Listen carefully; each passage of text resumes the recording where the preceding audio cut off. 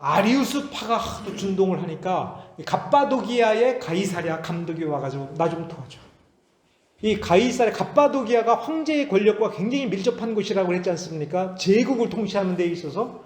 그러니까 그 아리우스파를 굉장히 중용하면서 노골적으로 관원들을 통해서 이 아다나시우스파, 니케아파 감독을 압박을 하는 거예요. 견디다 못해서 이 바실을 찾아와서 좀 도와줘 하니까 그럼 그거는 도와줘야지 하면서 나선 거예요. 근데 바실이 워낙 뛰어나니까 이제 황제가 직접 나서서 이 바실을 굴복시키고 아리우스파로 돌아서도록 만들려고 작정을 합니다. 그러기 위해서는 뭐냐면 미리 예고를 해요. 바실이 감독이 된 뒤에 황제가 내가 가이사랴에 가겠다라고 할 때, 자, 황제가 갈 거니까 친위대와 제국의 관리들이 먼저 와서 황제가 와서 이게 스케줄을 어떻게 할 것인가를 놓고 다 정비를 하지 않습니까? 그러면서 황제의 관원들이 와가지고 직접 바실을 찾아서 와서 황제가 이렇게 얘기하면 황제 말 좀 들어요라고 압박을 주는 거예요.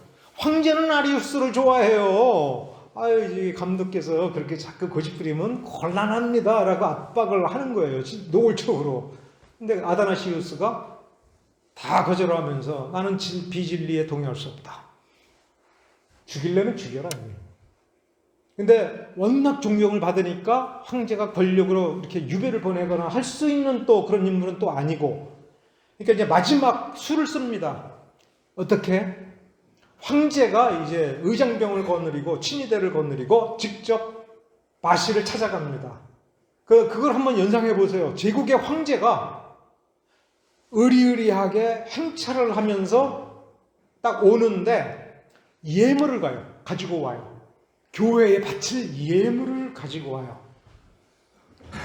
예물을 가지고 오는데 그냥 와서 툭 내놓는 게 아니라 아주 멋지게 의장 행렬을 하면서 교회에 그 예물을 딱 가지고 오면서 자, 누구든지 나와서 받으세요 라고 하는 식으로 나와. 그러니까 황제가 기대한 건 뭐냐면 바실이 이 교회에서 제일 높은 사람인 거예요. 그럼 바실은 지금까지 꺾이지가 않은 거야. 황제의 권세에 꺾이지가 않은 거야. 그러면 이제 어디를 꺾는 거냐면 바실의 참모 역할을 하고 그 밑에 있는 다른 목사들을 꺾는 거예요. 그러면 이 예물, 제국 황제가 교회에 바치는 예물을 딱 들고 왔으니까 바실이 뭐라고 하기도 전에 이 목사가 와가지고 감사합니다 딱 받아가기를 기대했던 거야. 그러면 뭐가 되는 거냐면 이 목사들은 황제 편으로 돌아선 거잖아. 그럼 이 황제 편에 들어선 목사들이 바실을 왕따시키면 되는 거야. 이거를 노린 건데 이 황제가 예물을 갖고 와가지고 신하를 통해서 자, 이 예물을 받으세요라는데 아무도 안 나오는 거야. 거기에 그 많은 목사들이 딱 있는데 아무도 안 나오는 거야. 와서 받아가세요라고 얘기해도 아무도 안 나오는 거야. 황제가 기다리는데 아무도 안 나와. 세상에 황제가 직접 행차하여 헌금을 하겠다는데 아무도 안 나오는 거예요. 안 받는 거야. 기싸움을 하는 거지, 이제, 여기에.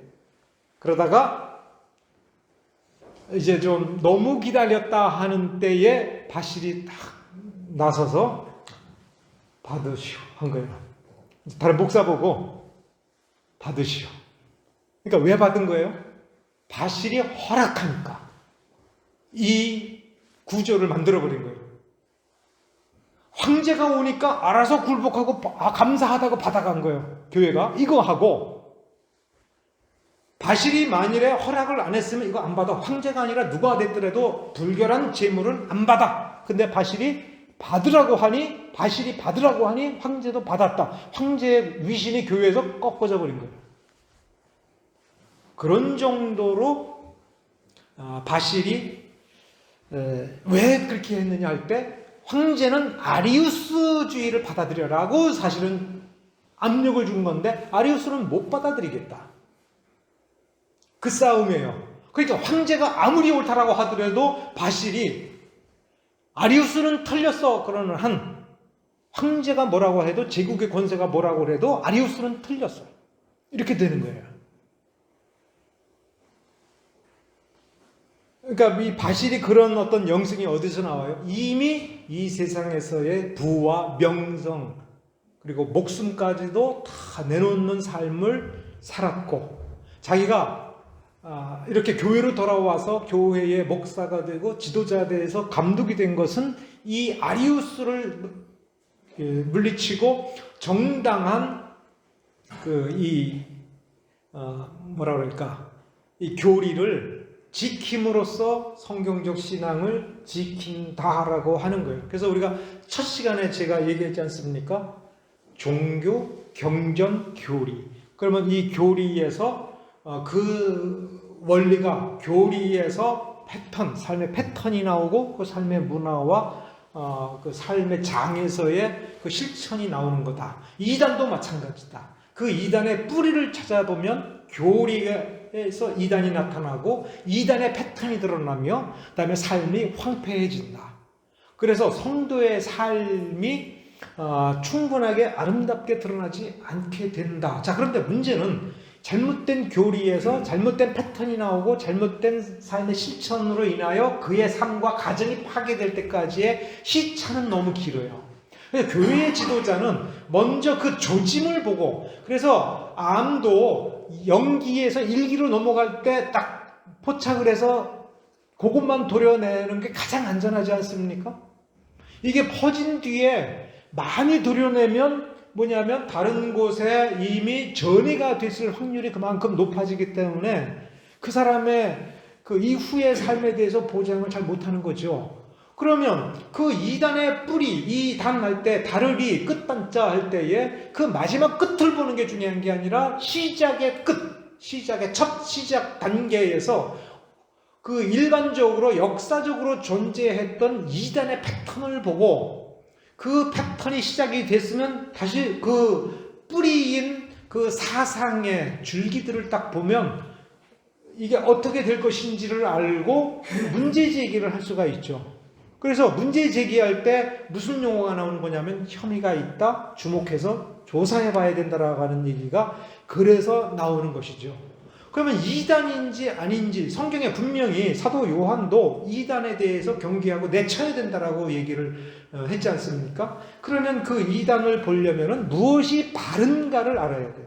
그래서 지금 아다나시우스가 325년에 아리우스를 이단으로 정죄해서 내친 뒤에 그 뒤에 임무는 무엇이 바른가라고 하는 것을 평신도 수준에서도 이해할 수 있도록 하기 위하여 이 믿음의 내용들을 정립을 해서 읽으면서도 납득이 되는 문장으로 명제로 정리해내는 거예요. 그러면서 요대로 믿지 않으면 넌 이단이야 이게 아니라 이대로 믿을 때에 이 문장들이 가리키는 실체적인 그 믿음의 그 내용이 뭐냐 그거를 소화하고 그러한 믿음으로 우리가 성장해 나가야 된다라고 하는 거를 지금 제시하려고 하는 그 싸움인 거죠. 자, 바실이 니케아 신조를 이제 연구를 했다고 우리가 정리합시다. 왜냐하면 이제 계속 이 니케아 신조를 가지고 계속 싸우는 거니까. 이 니케아 신조가 이 갑바도기아 가이사랴 지방에 소개된 것은 레온티우스라는 사람이 니케아 회의에 이 신경을 가져다가 전하고 또 호모게네스라는 사람이 옹호하면서 가이사랴 지방에 니케아 신조가 퍼졌어요. 가르쳐진 거예요. 그러니까 예를 들어서 여러분이 침례교인이 무엇을 믿는지에 대해서 뭘 보면 알 수 있는지 아십니까? 장로교인들은 장로교인이다라고 하는 정체성을 그 믿음에 연장해서 장로교적 신앙의 원리들을 어디를 보고 배워요? 그게 웨스트민스터 신앙고백서예요. 거기에 정리되어 있어요. 근데 그거를 읽어보면 장로교인은 이거구나. 자, 장로교인이 개신교잖아요. 침례교도 개신교잖아요. 그럼 공통점이 있어요, 없어요? 당연히 있죠. 당연히 공통점이어야 될 부분은 공통해야 되고 장로교와 침례교회가 다르니까 차이점이 있어야 되는 부분은 있어야 되죠. 그러면 그 공통점은 공유하면서 차이점이 드러난 침례교회의 문헌은 뭐예요? 그 문헌은 뭐예요? 여러분 읽어보셨어요? 그거 안 읽어보고 어떻게 침례교회에서 사역을 하시지? 침례교 신앙고백서라는 게 있어요. 1689년에 작성된 게 제2차 런던 신앙고백서예요. 제1차는 1640년에 만들어졌어요. 자, 그러면서 이 웨스트민스터 신앙고백서가 장로교 거라고 얘기했잖아요. 그렇죠? 그런데 웨스트민스터 신앙고백서의 교회론이 장로주의예요. 근데 그 교회론은 완전한가? 이걸 질문해 봐야 돼요. 완전하지 않기 때문에 장로교회 정치조례라는 걸 따로 만들어요. 웨스트민스터 신앙고백서가 장로주의를 옹호하면서 장로교회의 신앙의 정체성을 확립한 문서로 오직 이것만 가르쳐도 장로교회 신앙의 존립을 한다면 왜 거기에다가 장로교 정치조례라고 하는 것을 덧붙일까? 이상하죠. 침례교는 1640년 제1차 런던 신앙고백서와 1689년 제2차 런던 신앙고백서가 있는데 거기에다가 침례교 정치조례 안 붙여요. 왜? 거기에 침례교 교회 정치의 원리가 완벽하게 녹아져 있어요. 자, 그러니까 웨스트민스터 신앙고백서는 이상한 거야. 왜 이상해? 장로주의를 할 수도 있지만 침례교 회중주의도 할 수 있도록 써놨어요. 왜? 웨스트민스터 신앙고백서는 어디서 만드는 거예요? 잉글랜드에서. 장로교는 뿌리가 어디예요? 스코틀랜드. 이거를 만들 때는 두 개 별개의 왕국이었어요. 근데 왜 스코틀랜드 왕국의 교회는 잉글랜드 왕국의 의회에서 만든 신앙고백서를 자기 거라고 했다? 예, 한마디로 장로교 이상한 사람들이야. 침례교는 어디서 나왔어요? 잉글랜드. 그래서 1689년 제2차 런던 신앙고백서의 본문은 웨스트민스터 신앙고백서를 가지고 와요. 오는데 거기에 불완전한 게 있죠. 교회 정체론이 충분히 침례교적 원리를 담지 않은 거야. 그래서 그거를 싹 손봐요. 자, 그러면 역사를 모르는 어떤 이상한 침례교 사람들이 이렇게 얘기를 해. 침례교인들이 웨스트민스터 신앙고백서를 받아들이되 교회론을 수정하여 회중주의를 한다. 이렇게 얘기를 해요. 그러면 아까 내가 이상하다라고 얘기한 부분이 해소가 안 되죠. 그죠? 이상한 건 어디야? 장로교인들이야. 즉 웨스트민스터 신앙고백서에서 그것만 가지고 장로교회로도 할 수도 있고 침례교회로도 할 수 있도록 애매하게 만들었어요. 일부러 만드는 거예요. 그런데 그 목적, 애매하게 만든 목적이 해소가 돼버렸어. 그러면 그 애매한 건 그대로 내버려둘 수가 없는 거죠. 그렇죠? 그러니까 그걸 정리한 게 1689년 잉글랜드 침례교 신앙고백서예요. 그러니까 원래 웨스트민스터 신앙고백서를 영국 의회에서 만들 때에 그거 왜 그렇게 만들었느냐 할 때 잉글랜드는 원래 회중주의를 하고자 한 거예요. 그런데 장로파 스코틀랜드 의회하고 연합을 하려니 장로교인들 보고 회중주의에 이거 안 하면 연합 안 돼 이렇게 얘기하면 연합이 깨지니까 애매하게 니들도 할 수 있고 우리도 할 수 있게.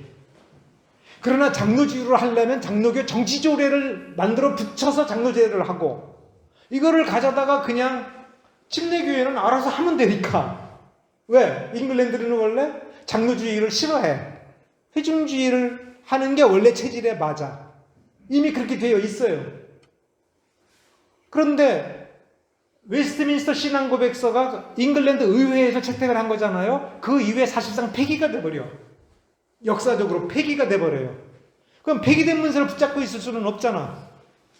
그러니까 침례교회가 따로 모여가지고 잉글랜드 신앙고백서, 침례교 신앙고백서를 만든 겁니다. 그거를 보면 확실히 드러나는 거예요.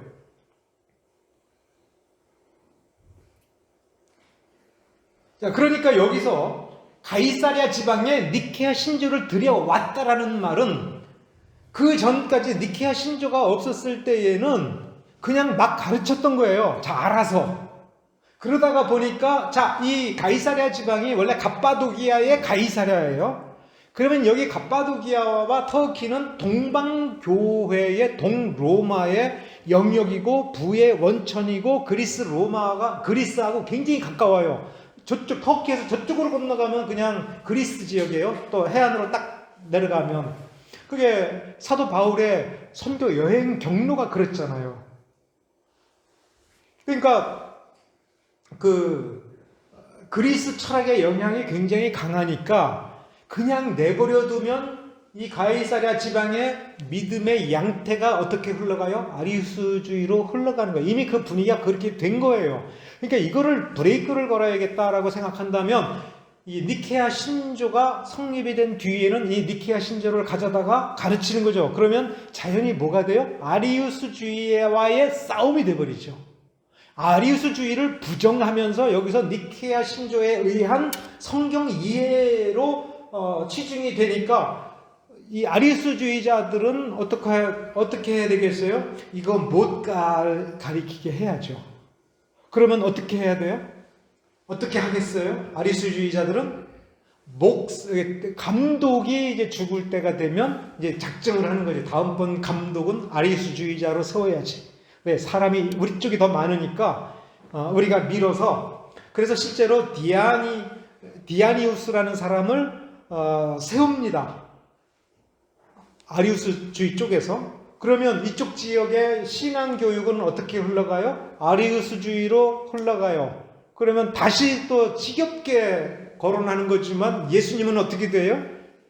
원래 하나님이 아니라 인간 하나님이 헌신과 결단과 의지와 수련에 의하여 자기 희생에 의하여 신과 비슷한 경지의 사람으로 되었으니 우리도 그와 같이 하여 우리도 예수처럼 하나님 되자, 이런 식으로 이 신앙이 흘러가기 시작을 해요. 그러면 이제 다시 이거는 위험하다, 이거는 우상숭배다, 이건 범신론으로 가는 거다, 우리가 다 신이 될 수 있다. 근데 우리나라에서도 이게 굉장히 강한 실제하는 위험이에요. 여러분, 맹자가 주장한 게 뭐예요? 맹자의 사상을 보통 성선설이라고 하잖아요. 그 성선설이라고 하는 거를 그냥 너무 쉽게 선악 이분법으로 설명한 건데, 원래 맹자의 주장, 그러니까 맹자의 주장에 초점을 맞춰서 만들어진 유교가 성리학이에요. 그러니까 주자학의 원래 12세기 주자가 맹자를 전면에 부각을 시키면서 맹자를 집중적으로 가르친 거예요. 그러면 맹자 사상은 이 주자가 부각을 시킬 때에는 원래 맹자 사상은 유교 중에서도 뭐냐면은 군주가 실덕을 하거나 그릇이 안 되면 신하가 군주를 갈아쳐도 된다. 왕을 갈아쳐도 된다. 왕의 씨앗은 따로 있는 게 아니다. 자기 개발을 해요. 수신 제가 치고 이렇게 나가는 것처럼 자기를 갈고 닦아서 왕의 그릇다운 사람이 되면 그 사람 왕시키면 된다. 그런데 그 왕의 아들을 보니까 이게 그릇이 아니야. 그럼 갈아쳐버려. 이게 맹자의 사상이 굉장히 혁명적인 거예요. 그래서 12세기 주자가 이 시대에 도저히 안 되겠다. 명나라 이거 도대체 안 되겠다라고 해가지고 맹자를 부각시키면서 황제도 갈아치자, 이런 얘기를 한 게 이게 주자학이에요. 조선 성리학은 이 맹자 이론을 받아들인 게 조선 성리학이에요. 그래서 역성혁명이라고 스스로 이야기하면서 이성계를 왕으로 세우면서 고려를 문 닫고 조선을 문을 열은 유학자들이 맹자에게 배워서 한 거예요. 그럴 때 요 부분이 중요한 건데 인격론으로 들어가면 맹자가 한 이야기를 성선설이라고 이야기한 거예요. 그러면 성선설을 선악 이분법적인 용어로 얘기한 거고 맹자 자신이 한 얘기로는 뭐냐면 사람은 이렇게 성인은 뭐냐면 왕보다 더 뛰어난 인간이에요. 진정한 인간이고 세상을 바르게 할 수 있는 인간이에요. 그런 인간이 될 자질은 누구나 다 가지고 태어났다. 그런데 왕의 가문에 태어나서 왕이 될 기회가 있는데 자기 개발을 등한히 하여 성인이 못된 인간은 왕 못되게 해야 된다. 이렇게 나가는 겁니다. 그럼 맹자의 이 원리, 누구나 성인이 될 수 있다라고 하는 이 발상은 어디서 가져왔느냐 이거예요. 이거 공자가 한 얘기 아니에요. 이게 이제 대승불교에서 가져온 겁니다. 누구나 불성을 가지고 있다. 불성, 부처가 될 수 있는 씨앗이 모든 인간에게 다 있다. 그래서 이 불성을 갈고 닦으면 누구나 다 부처가 될 수가 있다. 이 이론을 가지고 온 겁니다. 그래서 유교 모르면 불교 모르고 도교 모르면 불교 모르는 거예요. 이 중국하고 한국 불교는 도교에 입각하여 채색이 된 불교입니다. 대승불교가. 그래서 이 중국에서 생긴 최초의 종파가 삼론종인데 그거 도교가 들어가서 만들어진 거예요. 체계화가. 그러면 그래 우리 한국 문화가 기본적으로 유교와 불교와 무속으로 이렇게 쫙 도배된 문화지 않습니까? 한국 문화, 유교 문화하고 불교 문화예요. 그러니까 우리도 모르게 이러한 전제, 누구나 성인이 될 수 있다. 누구나 부처가 될 수 있다. 누구나 예수가 될 수 있다. 누구나 성화를 이룰 수 있다. 누구나 신령할 수가 있다. 얼마나 가까운 얘기입니까? 그러니까 문제는 뭐예요? 기도해서 은혜 받아야지. 너도 은혜 받으면 돼. 그 은혜 받기 위해서는 어떻게 해야 돼요? 달라고 졸라. 달라고 매일매일 하나님께 졸라봐. 언제까지 해야 돼요? 주실 때까지. 이런 식의 이야기가 굉장히 익숙하다면 이거 지금 사실은 아리우스 논쟁을 보면 우리가 지금 다 아리우스 자로 시작한 거예요. 우리 문화는 아리우스 문화야. 이해가 됐어요? 페르세우스라고 하는 로마의 제일 위대한 그 신이, 제일 위대한 이유는 뭐예요? 신이 될 수도 있고 인간이 될 수도 있는데, 인간 편에 들어서서 죽음을 겪는 인간이 되기로 해서 신을 또 이겨버렸잖아요. 신들을 이겨버렸잖아요. 신들이 해결 못하는 걸 해결하잖아요. 인간을 구원했잖아.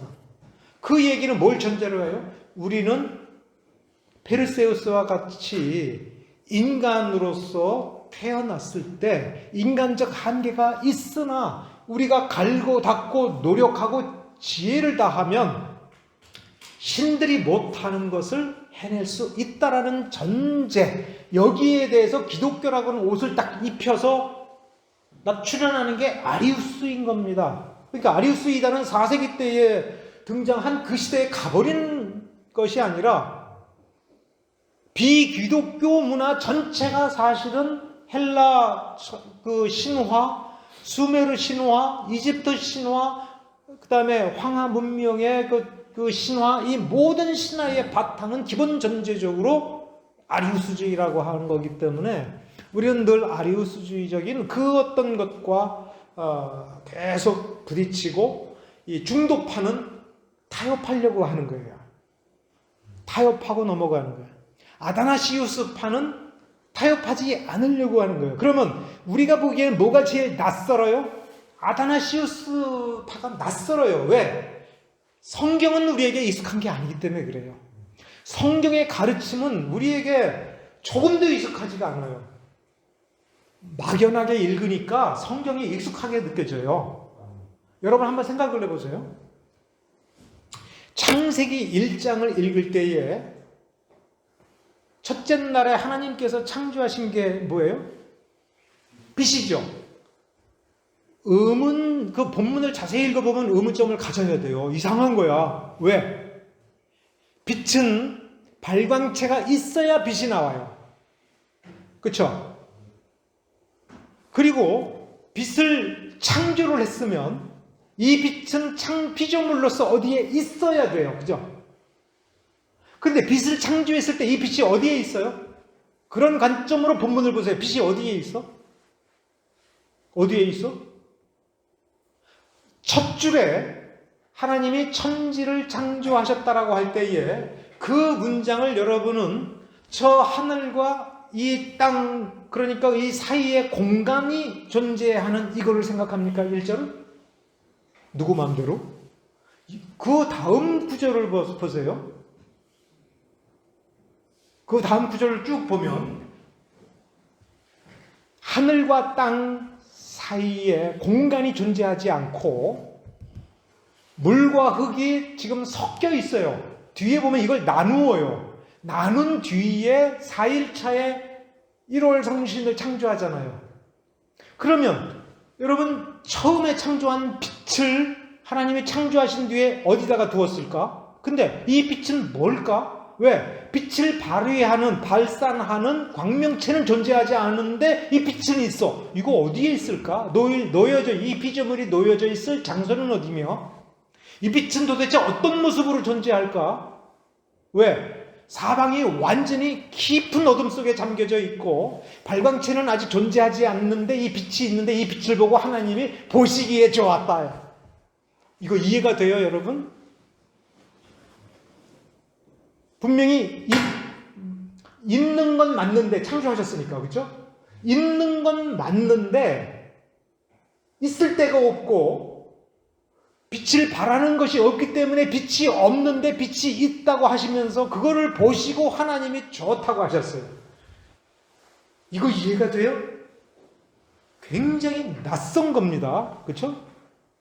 내가 죽어야 되는 이유가, 내가 죄인으로 태어난 이유가 내가 얼굴 본 적도 없는 아담이 죄를 지었기 때문에 내가 죄인으로 태어났대. 여러분 이게 세상의 원리에서, 어떤 철학의 원리에서 이거 이해가 됩니까? 내가 죄인으로 태어났다는 게 이게 받아들여질 수 있는 거예요? 그런데 나도 모르는 사이에 예수가 하나님이 오셔서 죽었다는, 하나님이 어떻게 죽어요? 근데 분명히 예수는 완전한 죽음을 죽으셨죠. 그가 하나님인 동시에 사람이면 하나님이라고 하는 본성 때문에 그는 죽을 수가 없어야 되는 거예요. 하나님이 왜 죽어? 인간 부분만 죽으면, 하나님이라고 하는 부분은 살아있고 사람이라는 부분은 죽었다, 이렇게 얘기하면 우리가 납득을 하는데, 하나님인 동시에 사람인 그가 죽었을 때 하나님도 죽은 거예요. 따지고 보면, 그죠? 인간의 논리는 하나님도 죽은 거야. 근데 이게 어떻게 이런 죽음이 있을 수 있을까? 근데 그 죽음을 내가 예수의 이름을 믿을 때에 나의 죽음이 되어버린다는 거 이해가 돼요? 이건 낯설은 겁니다. 예를 들어서 우리가 이해하기 쉬운 건 이거예요. 내가 예수 그리스도의 이름을 믿을 때에 무언가가 나한테 전달이 되어서 내 몸속에 뭐가 주입이 되고 내가 뭔가를 가지고 있고, 그래서 내가 쥐고 있는 그것이 신통한 능력을 발휘하여 이것을 쥐고 있는 한은 나는 죽지 않는다, 이렇게 얘기하면 그건 이해가 돼요. 그런데 그런 아무것도 전달되지 않은 거예요. 아무것도, 어떤 실체가 전달되지 않았는데 그 이름을 부른다는 그것만으로 내가 구원을 받는다는 거, 이거 어떻게 이해가 돼요? 세상에 어떤 종교가 이런 걸 얘기해요? 그런 점에서 창세기 1장에서부터 요한계시록까지는 굉장히 낯선 문헌인 겁니다. 어떤 신화를 베껴서도 만들어낼 수 없는 기괴한 거예요. 자, 그러면서 여러분은 성경을 연구할 때 이거를 생각을 해야 돼요.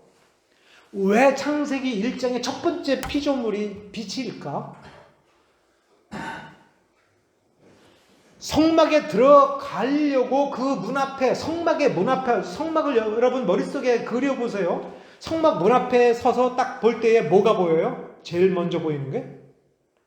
놋제단이 보이지만 이 놋제단은 계속해서 불타고 있는 거예요. 재물을 태우고 있는 불을 봐요. 그렇죠? 불이 있으면 뭐가 있어요? 빛이 있는 거예요. 열이 있는 겁니다. 그러니까 성막에서도 사실 뭘 얘기하고 있어요? 빛이 있어요. 근데 처음엔 불만 보여. 근데 이 제단에 불을 가져다가 불 붙인 게 성소 안에 등대죠. 거기서는 불이 아니라 빛만 보여요.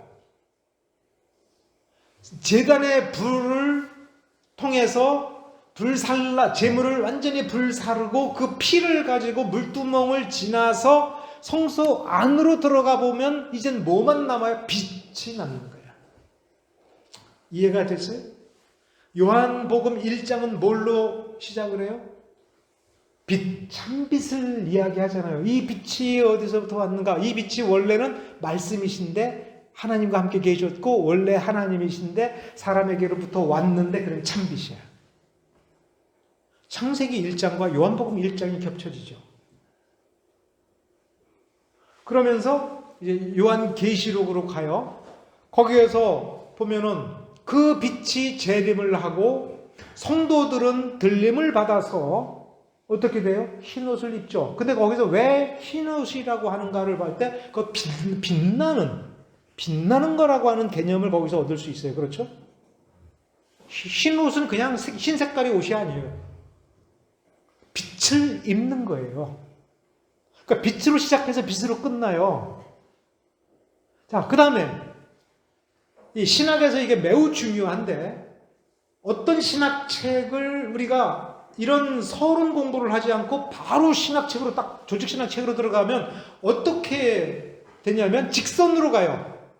어떻게 직선으로 가요? 창세기에서 시작해서 계시록으로 끝나는 것처럼 신론에서 종말론으로 직선으로 가요. 근데 여러분 종말론을 읽으면서 제대로 이 요한계시록을 읽으면서 깨우쳐야 될 가장 중요한 게 뭐냐면 창세기 1장이 이렇게 완성됐구나. 요한계시록은 어디로 가자는 거예요? 창세기 1장으로 가자는 거예요. 제7일을 안식일로 정하셨다라고 할 때 그 안식일로 들어가는 그 과정에서 일어나는 일들을 비유적으로 설명하는 것이 요한계시록이에요. 그렇죠? 그러면 사람은 어떻게 하나님의 그 영원한 안식에 들어갈까라고 하는 거를 창세기 1장에서 6일간의 창조 과정을 통하여 우리가 이해를 할 때 그게 곧 뭐예요? 우리의 구원을 얘기하는 거예요. 구원에 대한 그림이기도 한 거예요. 하나님께서 6일 동안 창조 안 했다는 게 아니라 실제로 그렇게 창조했다라고 할 때 이 물리적 창조로 우리가 끝내서는 안 되고 이것이 이 그림을 이렇게 우리에게 이 문장으로 우리에게 읽히게 하고 이 문장을 읽으면서 하나님께서 세상을 이렇게 창조했다라고 하는 순서에 대한 개념뿐만 아니라 이 역사가 나의 구원을 어떻게 이루실 것인지. 자, 이번엔 다시 마태복음 1장을 봐요. 마태복음 1장에 뭐가 나와요? 예수님의 족보가 나오죠. 처음 신앙을 배우고 복음서를 읽을 때에는 예수님의 족보란 저 아브라함으로부터 시작해서 그 대를 이어서 여기까지 와서 드디어 예수님 태어나셨다. 그렇게 믿는 거지만 한번 생각해 보세요. 그게 지금 뭔 얘기하려고 족보를 얘기해요? 족보를 왜 3단계로 얘기를 해요? 어디서부터 어디까지 연례돼요? 어디서부터 어디까지 연례돼요? 어디서부터 예수님까지 연례돼요? 이거 왜 이렇게 얘기를 하는 거예요? 하나님의 나라가 이렇게 이루어졌다. 창세기서부터 저 영원한 미래까지의 그 방대한 역사는 이렇게 3단계로 된다. 우리의 구원에 대해서, 그리고 우리의 구원이 내가 예수 믿고 구원 받는다가 아니라 하나님의 나라를 누린다라고 하는 관점에서 내가 죄 중에 태어나서 하나님의 나라를 누리면서 거기서 구원을 충분히 완성하는 그거를 놓고 보면 이렇게 3단계로 간다. 그거를 압축해서 그려놓고 1장에서 족보로 얘기를 하고 그러면서 이 하나님의 나라가 어떤 시작과 어떤 발전과 어떤 완성을 거치는가라고 하는 거를 이제 제자들의 머릿속에서 그 성장, 내적 성장을 통해서 경험하게 해주는 과정을 서술한 것이 마태복음 전체의 맥락이다라고 하는 거예요.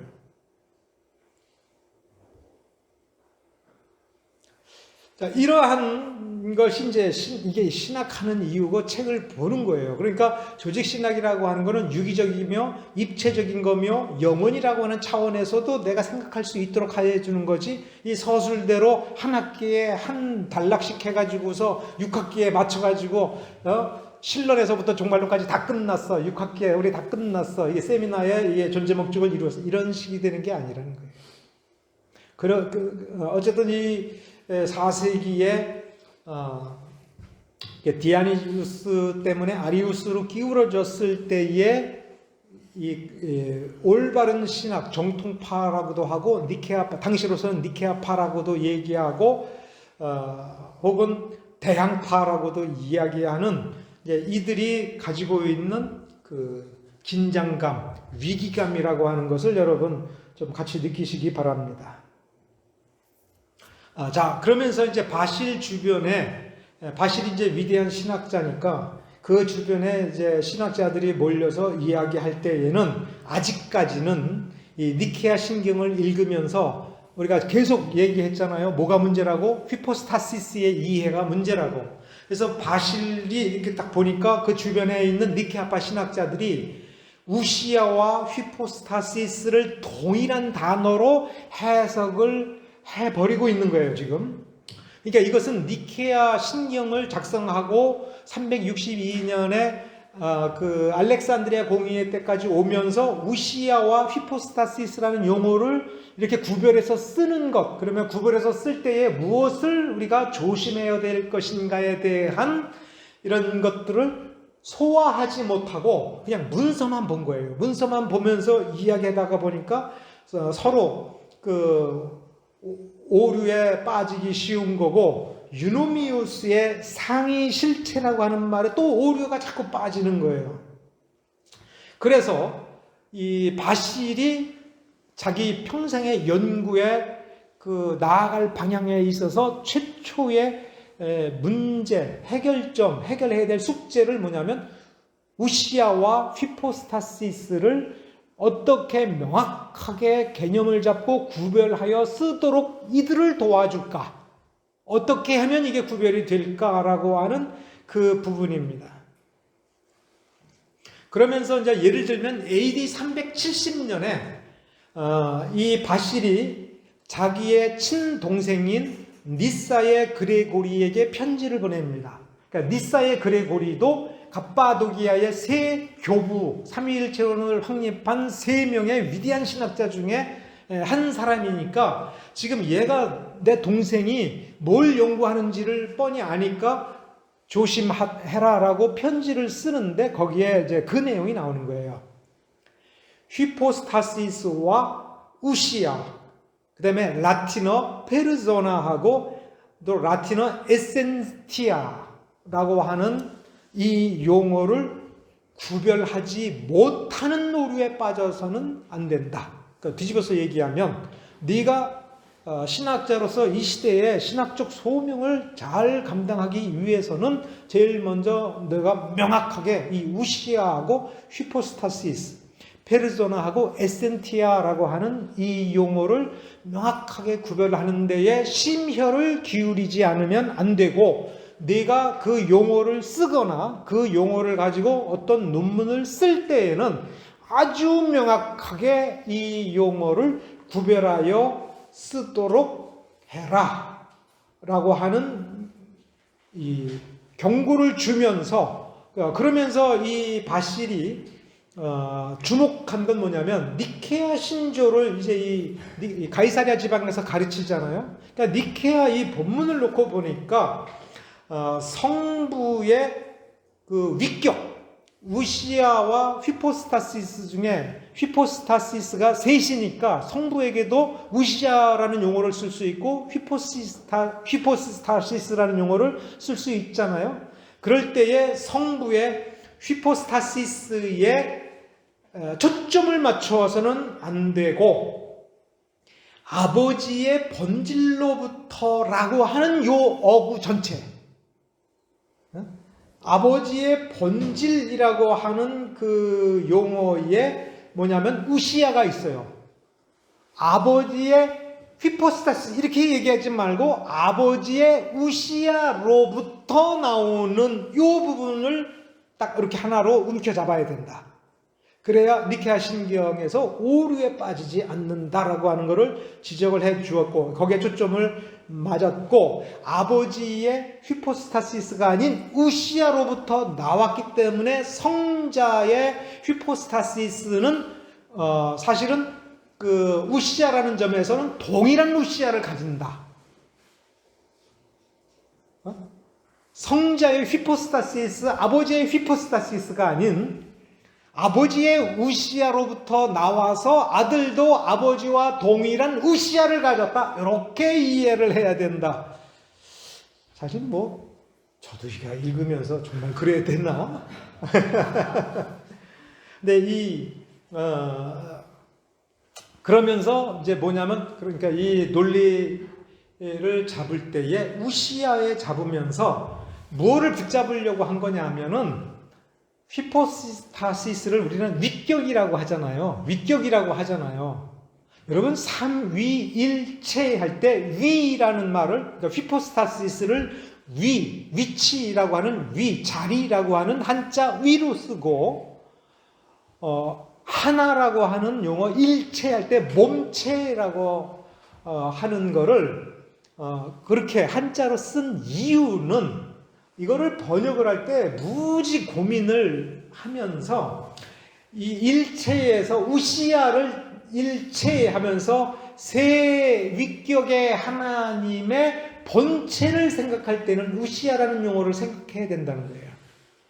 세 분이 따로, 세 개라고 할 때 개자는 몸이 따로니까 독립되어 있으니까 이렇게 생각을 해버릴 수가 있어요. 그러니까 셋으로 얘기할 때는 휘포스타시스, 성부, 성자, 성령, 휘포스타시스 세 개라고 할 때 이 독립성을 얘기할 수 있는데, 본체를 생각할 때는 그냥 우시아를 생각을 해야지 휘포스타시스를 생각해서는 안 된다. 이렇게 말을 함으로써 바실은 자기 주변에 있는 신학자들에게 우시아하고 휘포스타시스를 구별하여 쓰는 습관을 갖도록 만드는 거예요.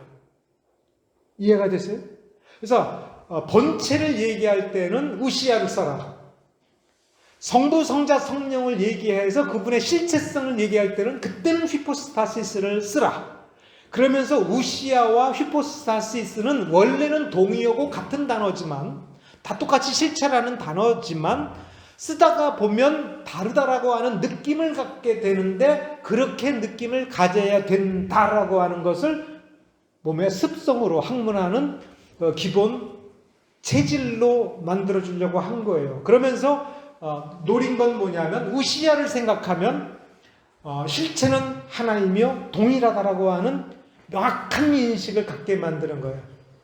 뭐라고? 실체는 하나이며 동일하다. 그래서 호모 우시오스가 아주 익숙해지도록 해야 된다. 언어는 습관인 거예요. 이단이 이용하기 좋은 언어나 그 패턴을 쓰면 이단에게 취약해져요. 그러니까 이단이 즐겨 쓰는 용어는 빼는 것이 옳다. 그러면 좋은 선생은 이단이 쓰지 않는, 그리고 오히려 이 용어를 쓰면 이단의 실체가 드러나는 그 용어를 찾는 거예요. 그러면 이제 이런 용어 정리의 2단계로 들어가야 돼요. 바실이 이걸 정리한 거예요. 자, 우시아를 쓰면 머릿속에서 뭘 생각해야 되냐면, 실체는 하나이며 동일한 거다. 그래서 성부, 성자, 성령 얘기할 때도 이분들은 그 실체는 하나, 그러면서도 동일하다. 그러니까 셋인데 하나야. 그러면 휘포스타시스라는 용어를 쓸 때에는 어떻게 이해하는 게 좋으냐? 이 동일한 실체 안에서 구별이 되는, 서로 구별이 되는 셋. 여기서 뭐가 중요하냐면 구별이에요. 구별되는 셋. 뭐는 아니에요? 구분되는 셋은 아니야. 구분은 나누는 거예요. 그러니까 이 구별은 나누어지지 않는데 셋이야. 한 인격체인데 본질로 보면 한 인격체인데 그 인격을 그 안을 들여다보니까 구별되는 셋이 있더라. 여기서 속성론은 빼고 용어 정리예요. 그러니까 휘포스타시스는 호모 우시오스 동일 본질 혹은 우시아 안에 있는 그 안에서 구별되는 셋 독립된 인격체로서 서로에게로부터 완전히 독립된 의지와 생각과 행동을 하는 셋이 거기서 감지된다라고 하는 뜻으로 휘포스타시스를 써서 이거를 성부, 성자, 성령이라고 하는 그분에게 이 대응되는 용어로 쓴다. 그러니까 이렇게 다시 정리가 돼요. 우시아로 쓰면 뭘 생각한다? 하나. 휘포스타시스를 쓰면 그러니까 그 하나는 하나님 한 분 하나님 우시아. 그러면 성부, 성자, 성령 할 때는 뭘 생각해요? 휘포스타시스. 휘포스타시스 아버지, 휘포스타시스 아들, 휘포스타시스 성령. 우리 이렇게 나누어 쓰자. 자, 그러면 요거를 또 이제 예를 들어서 또 설명을 해요. 베드로, 야고보, 요한이라는 인물이 있다.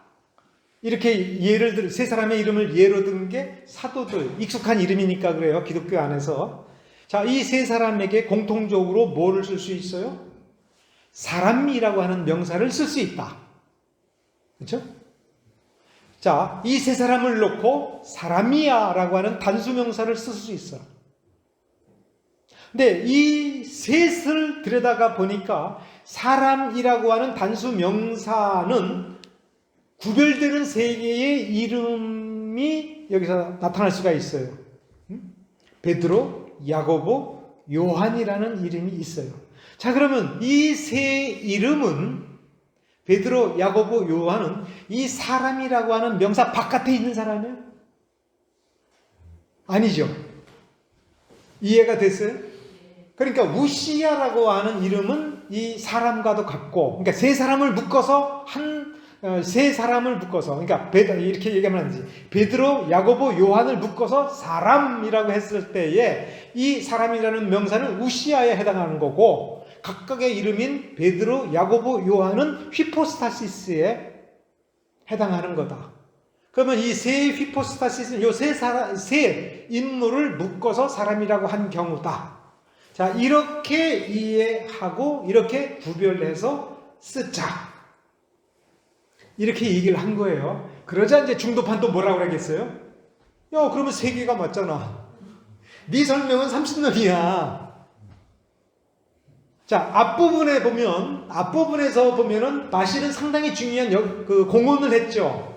그런데 베드로, 야고보, 요한 가지고 딱 설명하는 순간 저 반대파가, 중도파가, 그러니까 친아리우스파가, 야, 그러니까 니네들은 30년 맞잖아. 이렇게 치고 들어와 버린 거예요. 그러니까 요 예는 바실이 들을 수 있는 최선의 예야. 요게 바실의 한계예요. 이해가 됐어요? 그러니까 이번에는 그 동생의 니사의 그레고리가 어디에 치중한 거예요?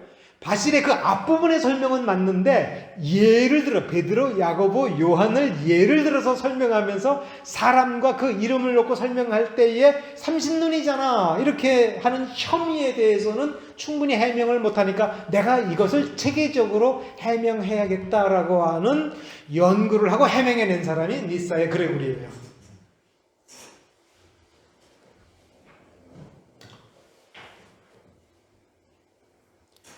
그러니까 바실 얘기로 조금 더 들어가요. 바실은 요 세 사람의 이름을 들어서 예를 든 것 말고 또 다른 걸로도 예를 들었어요. 그거 들어볼 만하니까 다시 바실 얘기를 할게요. 우리가 무지개를 보잖아요. 응? 그 무지개를 보는데 이제 한국 사람들은 7빛깔이라고 그래요. 그런데 외국에서는 5빛깔이라고 얘기하는 민족도 있고 막 그렇대요. 그거 참 묘한 거예요. 그죠? 어쨌든 바실은, 이게 바실의 설명이에요. 무지개를 보라. 그러니까 여러 가지 색깔이 이렇게 있다. 근데 우리는 그 색깔, 예를 들어서 빨주, 노초, 파남보 할 때 빨강과 주황이라고 하는 색깔은 분명히 인지가 돼. 그런데 빨강과 주황의 경계선을 쫙 일직선으로 딱 그어낼 수 있느냐? 그게 안 되지 않느냐? 그러니까 빨강, 주황, 빨주, 노초, 파남보라는 색깔은 거기에 무지개 하나에 있는데 구별은 되지만 구분을 할 만한 구분선은 못 그리지 않느냐. 그래서 나누지 못하지 않느냐. 이렇게 설명을 했어요. 그러면서 이제 이렇게까지 이제 설명을 하는 거예요. 여러 색깔이 나타나지만 원래는 햇빛 하나 아니냐. 햇빛 하나가 굴절에 의하여 무지개 색깔로 펼쳐져서 우리 눈에 보이는 거니까 감지되는 거는 7빛깔인데 실체는 하나다. 햇빛 하나다. 그러니까 프리즘을 통해서 보니까 프리즘을 통하기 전과 후에 감지되는 색깔이 다르지 않느냐라고 하는 걸로 바실이 설명하려고 합니다. 어쨌든 이 용어의 그 정리를 통해서 또 이제 362년에 회의의 결과에 대해서 공언도 했고 또 회의의 결과에 대하여 나름대로의 분석을 또 하면서 한계점을 인정을 해요. 바실이 이런 우시아, 휘포스타시스, 그 다음에 프로소폰, 즉 이건 헬라어 프로소폰이고 라틴어로는 페르소나예요. 페르소나가 라틴어로는 가면이라는 뜻이에요. 이때의 가면이에요. 얼굴이 아니라 가면이야. 그러니까 얼굴 본체는 따로 있고 가면 쓰고 나타난다는 거예요. 근데 라틴 신학에서는 이 프로소폰이라고 하는 단어에 가면이라는 번역어를 쓰면서 이게 또 혼란이 벌어졌던 거예요.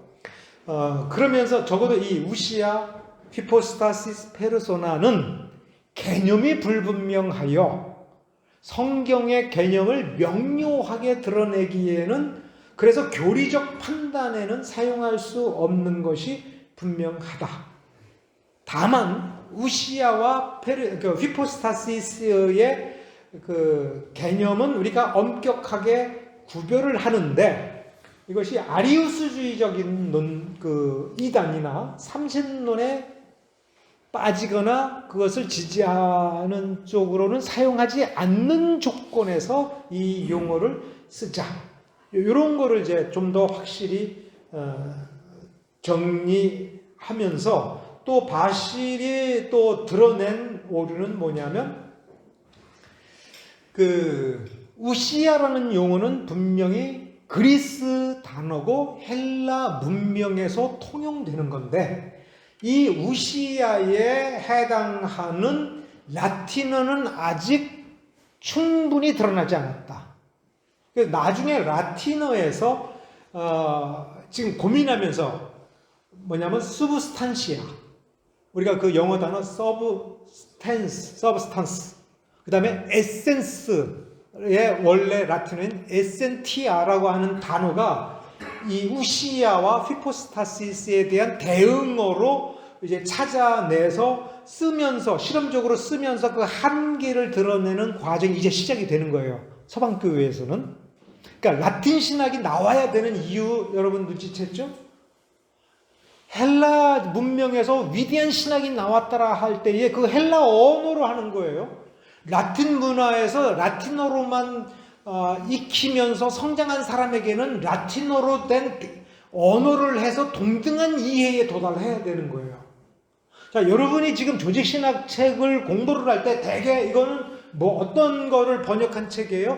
영어 서적을 번역한 거예요. 그게 무슨 뜻이냐면 라틴어로 도달한 그 신학의 그 수준을 영어권 사람들은 영어로 번역을 해서 소화해내는 과정을 수백 년을 거치면서 이제 영어로 초대교회의 헬라 신학자들이 도달한 수준, 그 다음에 어거스틴의 라틴어 수준, 존 칼빈과 루터와 쯔빙글리가 라틴어로 신학을 한 그 수준에 영어권은 도달한 거예요. 한글로는 도달 못했으니까 영어로 된 거 번역해서 보는데 얼마나 힘이 들어요. 왜? 이 번역어를 이해할 때, 자, 기도라고 하는 이 단어는 어디서 온 단어예요? 기도. 성경에 기도하라. 기도 어디서 온 단어예요? 불교에서 온 단어예요. 제 정의에 의하여 기독교가 쓸 뿐이에요. 예배라는 단어는 어디서 온 거예요? 불교에서 온 거예요. 그래서 예배를 정의할 때 보통 어떻게 정의해요? 예배라는 글자 한자를 분석을 해서 설명을 하잖아요. 완전해요? 완전하지가 않아요. 왜? 이 단어 예배를 원래 어디서 쓰면서 정착화한 문화적 배경을 가지고 있어요? 불교. 그러니까 예배를 엎드린다라고 하는 말로 쓰고 엎드려서 경배한다라고 할 때 우리 또다시 경배라는 한자를 얘기해야 돼요. 그럼 경배는 엎드리고 경외? 경외가 무슨 말이에요? 여기서 이제 막혀요, 되게. 경외가 무슨 뜻이에요? 존경하고 외경심을 갖고. 이게 도대체 뭐야? 계속 한자를 뱅글뱅글 돌잖아요. 그러면 이제 머릿속에 연상을 해야 돼. 이게 뭐지? 그러면 우리 주변에 다른 사람들, 우리 선배들이 한 것을 보면 이들은 어느 문화에서 온 거예요? 그러면 어디로 가야 되는 거예요? 성경으로 가야 돼요. 성경에서 경외라고 하는 단어가 나타난 곳에 그 히브리어, 예를 들어서 디카이오수네라고 하는 단어는 들어봤죠? 헬라어에서 로마서와 갈라디아서에서 매우 중요한 단어예요. 뭐를 가리키는 단어예요? 의, 하나님의 의, 공의 할 때 디카이오수네예요. 근데 이 디카이오수네는 어디서 온 거예요? 헬라어에서 온 게 아니에요. BC 3세기 무렵에 구약 성경을 번역을 헬라어로 할 때 알렉산드리아에서 BC 3세기 유대인들이 구약 성경을 번역할 때에 히브리 단어에 대응하는 헬라어 단어를 디카이오수네라는 단어를 가져다가 쓴 거예요. 그러면 그리스 문화에서 사용하는 디카이오수네라는 그 뜻을 썼을까? 히브리 단어에서 가리키는 단어로 재정의를 한 거예요. 그 단어가 뭐예요? 히브리의 츠다카. 그런데 이 츠다카만 가지고 번역한 게 아니에요. 히브리의 어법에 보면 츠다카에 반드시 따라오는 단어가 있어요. 또 다른 히브리어. 그렇죠. 츠다카와 미시파트가 합쳐진 그 자리에 디카이오스네를 썼으니까 디카이오스네를 우리말로 의라고 하는 단어로 번역하여 쓰려면 뭐를 알아야 되는 거예요? 구약 성경에서 츠다카와 메시타파가 합쳐진 이 개념을 이해한 뒤에 우리말로 옮겨야 돼요. 가장 좋은 건 어떤 우리말이에요? 우리가 어렸을 때부터 썼던 어린아이도, 그래서 어린아이도 알아들을 수 있는 가급적 순수한 한글 우리 단어로 옮겨야 돼요. 왜? 어렸을 때부터 쓴 그 단어는 설명이 필요 없이 몸에 녹아져 있는 거예요. 야, 이거 그거에 해당하는 거야 라고 딱 가리키면 몸에서 그거구나 이렇게 되는 거예요. 그것은 글자 예배라는 단어, 경배라는 단어, 이 한자말을 분석해서 아는 수준과 본질적으로 차원이 달라요. 그러니까 신학한다라고 하는 것이 결국은 나중에 어디로 가는 싸움이냐면 언어에 관한 싸움으로 가는 거예요. 이단 논쟁도 어디로 가는 거예요? 언어에 관한 싸움이 되는 거예요. 그러면서 이 언어가 말 단어 가지고 싸우는 말장난이 아니라 그 언어에 담긴 그 실체가 정말 성경에서 우리에게 주고자 하는 그 실체인가라고 하는 거예요. 그럼 다시 여러분들이 이제 신앙생활을 제법 했으니까 츠다카라는 게 뭐예요? 하나님의 의라고 하는 거를 적어도 여러분 어디 보고서 이런 게 의야. 어디서 느껴야 돼요? 이거를 그냥 쉽게 설명하려면은 어디로 가는 거냐면 재판으로 가요. 그렇죠? 하나님의 판결과 처벌. 그래서 하나님의 공의를 만족한다 뭐 이렇게 하면서 죄는 지은 만큼 벌을 받아야지. 죽을 죄를 졌으면 죽어야지. 그게 의야. 이게 뭐냐면 제일 쉬운 정의예요. 왜 쉬우냐? 우리는 재판과 처벌이라고 하는 거를 머리가 크면서 아주 실감나게 많이 보고 소식을 들으니까 익숙하거든. 그러면 좀 더 뿌리 깊게 들어가서 하나님께서 원하시는 의라고 하는 게 뭐냐 이거야. 그거를 보려면은 간단히 얘기하면 창세기 1장으로 가고 요한계시록으로 가야 되는 거야. 왜? 창세기 1장에 뭐 어떤 개념이 있어요? 하나님 보시기에 좋았더라. 그 상태야. 그러니까 죄가 들어오기 전에 하나님께서 원하시는 대로 이루어진 것 있으라 하니까 있고, 그래서 여러분이 창세기 1장에 6일간의 창조에서 몇 번을 보시는데 한 번은 이렇게 봐야 돼요. 하나님이 하나님 보시기에 좋았더라라고 말씀하시고 그거를 딱 기록한 그 대목만 비교해서 봐야 돼요. 자, 하나님께서 무언가를 창조하실